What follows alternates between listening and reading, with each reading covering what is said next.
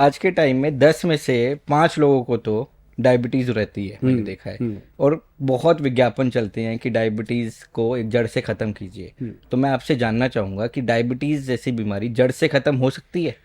देखो अर्पण जी, बहुत सारी चीज़ें हैं, अलग अलग हैं। पहले तो डायबिटीज़ को हम बीमारी मानते नहीं हैं, हम तो क्या पूरा विज्ञान इसको बीमारी नहीं मानता। अच्छा। ये एक लाइफस्टाइल डिजीज़ है।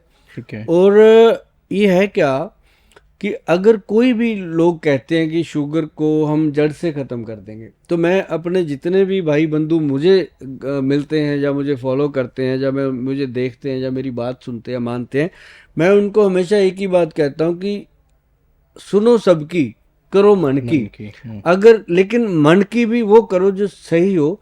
यदि कोई आपको कहता है कि शुगर जड़ से खत्म हो जाएगी, तो बस वहां से एक फोन मिलाओ, फटाफट कान को लगाओ कि घर से फोन आ गया, मैं बाद में मिलता हूँ, वहां से उठ के आ जाओ, कैसे भी करके वहां से निकल आओ।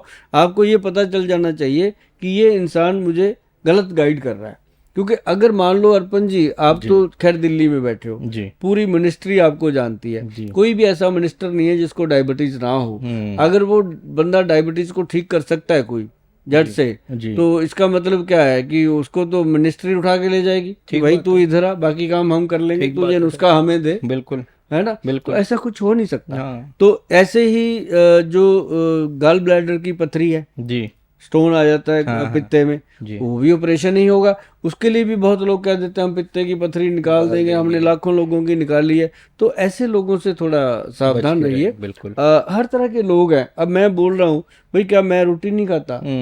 मेरे को भी तो रोटी मिल रही है, सच बता के। झूठ बिल्कुल। बोल के कोई ज्यादा मिल जाएगी? बिल्कुल। हाँ, बिल्कुल। जहाँ पे झूठ बोलना है, किसी की जान बचाने के लिए अगर झूठ बोला जाए तो वो झूठ नहीं है। कई बार हमें लगता होता है कि ये पेशेंट की जिंदगी बहुत कम रहेगी, जी। हम उसको देख के बोलते हैं अरे तेरे को क्या हुआ? लाखों लोगों से अच्छा है जो आते हैं, आधा तो वो वहां ठीक हो जाता है। जी। बिल्कुल। बिल्कुल। उसको झूठ नहीं कहा जा सकता।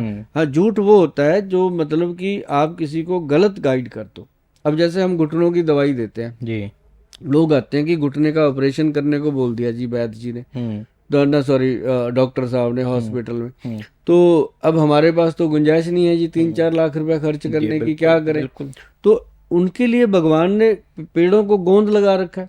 हमने वो सारे गोंद इकट्ठे किए, कलेक्ट किए, गोंद मोरिंगा, गोंद चिलगोजा, गोंद पिप्पल, गोंद किक्कर, गोंद नीम, और एक वो गोंद आता है, क्या नाम लेते हैं अपना चील का गोंद, पेड़ का। ओके।